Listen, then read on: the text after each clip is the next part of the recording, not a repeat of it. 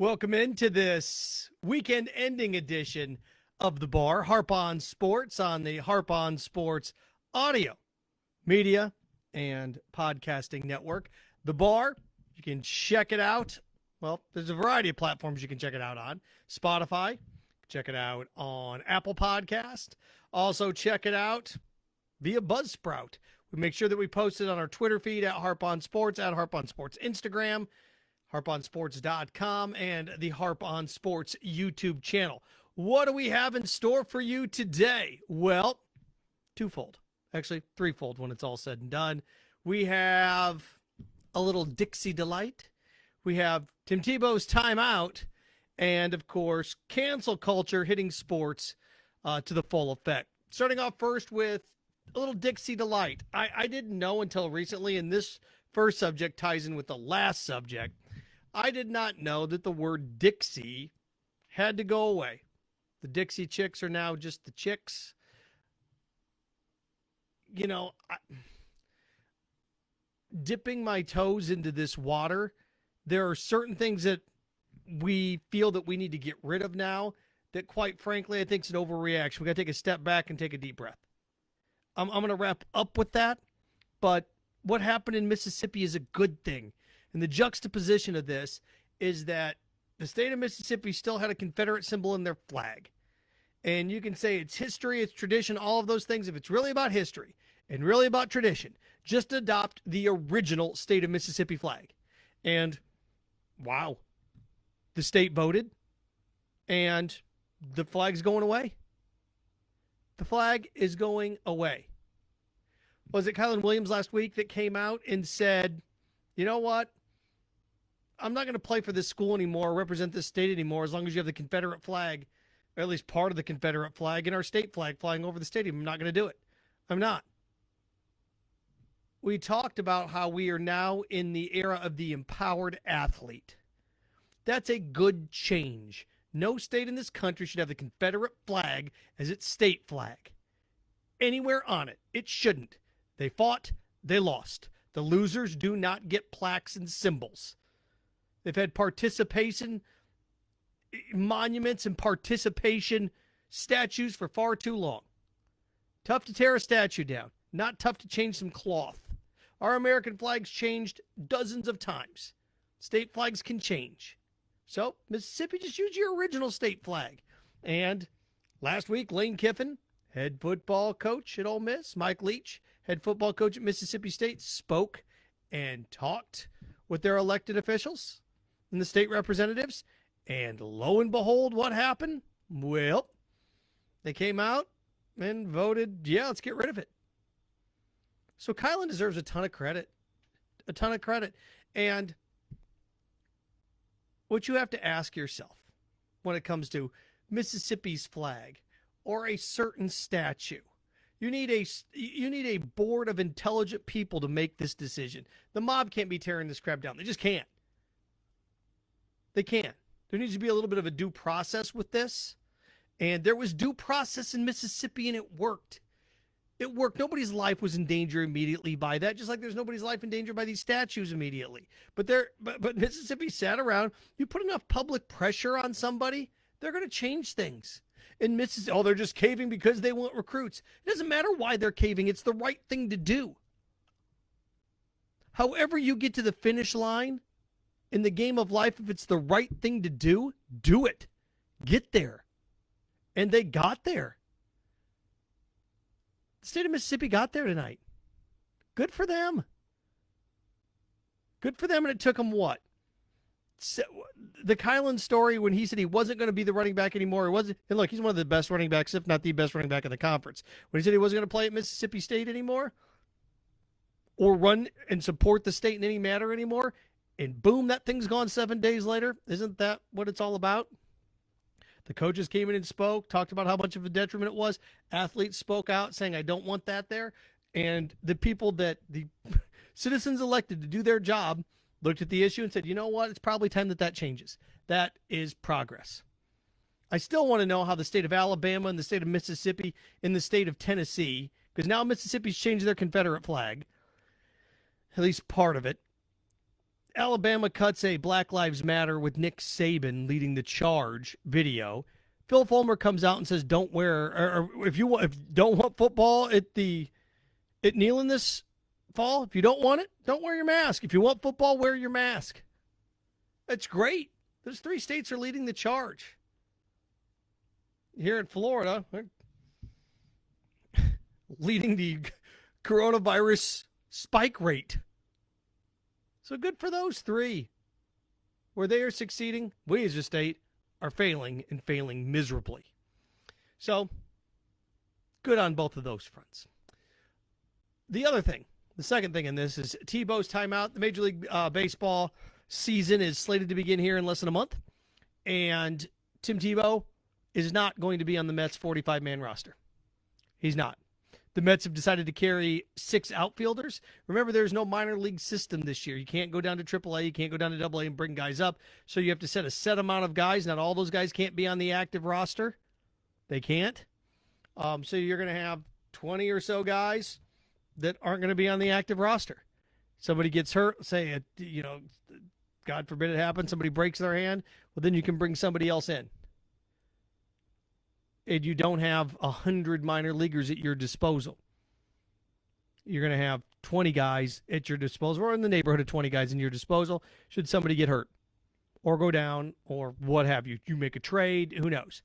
So the minor league system's done this year. Tim Tebow, not going to be playing minor league baseball, not on the Mets 45-man roster, and you know what? He shouldn't have been. He shouldn't have been. You look around at where you are in this shortened season, with how many games that are existing in the season that Tim Tebow had last year, I think Tim Tebow will see a Major League diamond in 2021. I do. But what was he hitting last year? Like 180? When it was all said and done, he had struggled before he got hurt. He hit for power, but he led the... Is it the International League? Pacific League? International League? He led the International League in strikeouts. Yeah, I guess it wouldn't be the Pacific League, would it there, Seth? So he led the league in strikeouts, and he just struggled. He deserved to be at AAA, but he hadn't earned the promotion to the bigs. I've said it. I'll continue to say it. If you're rooting for Tim Tebow to fail, or you're rooting against Tim Tebow to make a big league squad, you're a turd.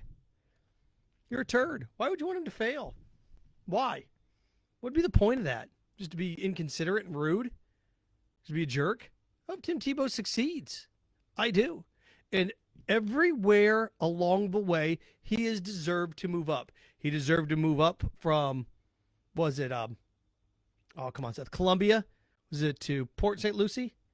Is that when he took that step? He had deserved and earned the promotion up to Binghamton. When he went from single A to double A up to Binghamton, he had earned that. He had earned the promotion from double A to triple A. From Binghamton to Norfolk, he had earned that. His play on the field dictated that he would be moved up. He had earned all of those things. But if he'd have made the Mets 45-man roster, he wouldn't have earned it. Everything that he's gotten along the way in his minor league career, he's earned. Everything. All of it. He's earned every single bit of it. From low A to high A to double A, he has earned every single one of those things along the way. All of them. So now at this point, what does his career look like? He's going to have the year off, as is over 100 other Mets minor leaguers. And you look around all of Major League Baseball, 29 other teams, they're close to, think about that. What, almost 3,000? In that ballpark? Almost 3,000 guys are not going to, actually when it's all said and done, because each guy can carry 20 more teams, so you're more in the neighborhood about 2,800, about 2,800 guys aren't going to be playing baseball this year. And Tim's one of those 2,800. He wasn't good enough to be one of those guys in the 45-man roster of the Mets, and that's fine. That's fine. So again, I'm all for it, and everything along the path for Tim so far has been the right thing. We had that story about, a month ago, 6 weeks ago, when one of his former players or one of his former teammates came out and talked about, it's nothing but a publicity stunt with Tim and just trying to sell tickets, I guess, and this is a joke and this is a mess, and come to find out that wasn't exactly 100% fair, wasn't 100% accurate, because Tim Tebow, he's taking the roster spot of somebody else that's deserving. No, he's not. No, he's not. If he would have been on this roster, yes. But the last 3 years Tim Tebow's been in the minor leagues, he has not taken a spot of somebody that deserved it more. He wasn't hitting last on the team. He wasn't last. He made the All-Star his first 2 kicks. And if you always find it, I always find it fascinating. The person that always gets hosed or feels that they get slighted is the fringe guy. You ever notice it's not the power guy? Like the guy hitting third in the lineup that hit 35 home runs, he never gets the shaft. It's the utility outfielder or the pitcher that's out there that's a gas can that gets lit up all the time. You always realize it's like it's the Ryan Gosling character. And remember the Titans? It's the expendable defensive back, the expendable individual. So, Tim's not going up. He shouldn't go up. He shouldn't. Not part of the 45-man roster. Lastly, sports, cancel culture, things that are going away. We had the story about Gator bait going away, the Florida Gator chant, as well it should have. Coming to find out the history. And just because you're used to something doesn't mean it shouldn't go away. When I heard that, did I think of young African-American kids being used as bait? No. Well, it's just an urban legend. It's just that's not real. You don't know that. You're not a professor of history. I love how people of all of a sudden, isn't it amazing how the bottom 10% are medical experts? They are now experts on history. They are experts on life, all of these things. And you ask them what's the last book they read, and they can't tell you. I think it's amazing that you have all these experts. Oh, you can't wear a mask. You're going to get carbon dioxide poisoning. It's not a thing. It's not a thing. It's not. So anybody that said, oh, the Gator bait shit, that's not really what it means. Stop. I interviewed a history professor, people that we talked to that had seen those postcards. Doesn't matter if it's an urban legend or not. It existed. It was a form of advertisement to lure people to Florida to hunt. There was a book when I was a kid, Little Black Sambo. Extremely racist. But it was a book about a poor African-American child and his family, and he was so fast. They ran around the house so fast that I think there were lions or tigers that were chasing him, and they melted into pancakes. Yeah. That's still, it's a fictional character, but you can't have that book. It's you just can't do it. It doesn't matter if it's real or not. The image existed. So that's fine that goes away. Oregon State, their rivalry is called the Civil War. They are choosing to get rid of it. Do I think that's offensive? No. I don't think the Civil War as a nickname is offensive. I don't. I hate to tell you this. There are other civil wars besides ours. They exist throughout the world all the time. It's a civil war is a fight and a struggle within yourself amongst brothers. That's Oregon State. That's fine. That's not, that term isn't racist. But now, oh boy, we got to cancel that. And everybody wants to cancel something so they can feel to be a part of it. Everybody wants to cancel something. I understand why you want to bring down Robert E. Lee statues or Jefferson Davis statues. I get it. I know they're trying to rip down the statue in Jacksonville of Andrew Jackson. They're protecting that now. I got news for you. You tear that statue down and go, it's not worthy. You're going to have to change your city's name. You're just going to have to change it. What? The statue can't be up, but his namesake can live on? And sports-wise, when it comes to what's being canceled and what's being done and how is it being done, look, when NASCAR got rid of the Confederate flag at their sporting events, that's fine. Oh, by the way, I saw a racetrack operator in North Carolina ran a promotion to come to the track and get your Bubba Noose. Bad idea. Terrible idea. I just saw it come across the wire. There are not a lot of details on it right now of what he was selling. Apparently he was doing it on the Facebook marketplace, where all good business is done. But it's shameful. Shameful. And people are going to try to capitalize on things like this. You bet they are. You bet they are. It's your choice to buy it or not. It's not pornographic. Even if it were, that's protected. It's protected speech. So as I watch this unfold and I just see all these, well, this has got to go away in sports and this has got to go away and that's got to go away. You know, you had a statue torn down, old Redskins owner, and somehow that survives. Somehow that name's still surviving. The Civil War had to go away, but the Redskins doesn't. And again, there's certain things about rivalries. I got news for you. Get ready for some other ones to go away. You're going to get rid of the Civil War. How on earth can Georgia and Georgia Tech keep their phrase? Good old-fashioned hate. That's the nickname of Georgia Tech's rivalry. Good old-fashioned hate. You can whip by. That's gone. The Georgia-Florida safe. Right? The world's largest outdoor cocktail party, or the River City rivalry, or whatever they're trying to call it now. We know what it is. They just don't say it on TV. Still called the cocktail party. There you go. Maybe this is a chance to bring the cocktail party back. It's like just people having drinks, having a good time. Come on. Maybe you can bring that back. It didn't hurt anybody. How did it hurt anybody? Encourages drinking, yeah, because my 5 years I spent in Jacksonville and the 4.5 years I spent up in Savannah, those 10 games I went to, good thing they got rid of that name because I saw zero drinking and nobody abusing any alcohol at all. So, again, there are certain things I'm okay with going away, certain things that you can cancel. Gator bait's fine. It's fine to go away. The Civil War, now you're pushing it. I don't know what's racist about the Civil War. The phrase doesn't belong to the American Civil War. It doesn't. I cringe to think what's next. And look, Aunt Jemima and Uncle Ben's rice and all those things and all those images, you want to wipe them out. You want to, okay, this is culturally insensitive, fine. But now we're getting to the point, Confederate flags can go. Certain statues can go. But when you're defacing a Ulysses S. Grant statue, what the hell, man? What are you doing?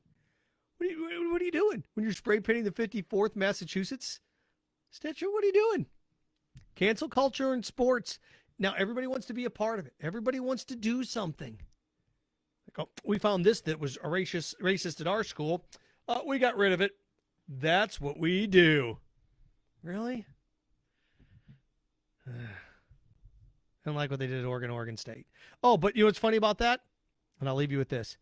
Oregon State. We're getting rid of the Civil War because it somehow is racist. Okay. But I did see Oregon's head football coach, Mario Cristobal, offered a scholarship to a 13-year-old. Okay. Haven't kissed girls yet. Puberty not here. Here's a full ride to our school. Offering a 13-year-old, an 8th grader, a full ride. Responsible. The phrase Civil War, get out of here. Come on. Come on. Well, you can't pick and choose. Yes, you can. We pick and choose all the time. The speed limit here is 55, then it's 65. We pick and choose all the time. You make this amount of money, you're in this tax bracket. Then you make this amount, you go into the next one. There's a fine line for everything. Fine line for everything. You have a certain amount of marijuana, you're fine. You have another amount, you're in trouble. You have a certain amount of drinks, you're fine. You have more than that, you're going to get in trouble. So come on. Come on. Got to do better than this. Fight the fights that are worth fighting. Some of these aren't. Again, Harp on Sports, The Bar, Harp on Sports Podcast Network. You can check it out, harponsports.com.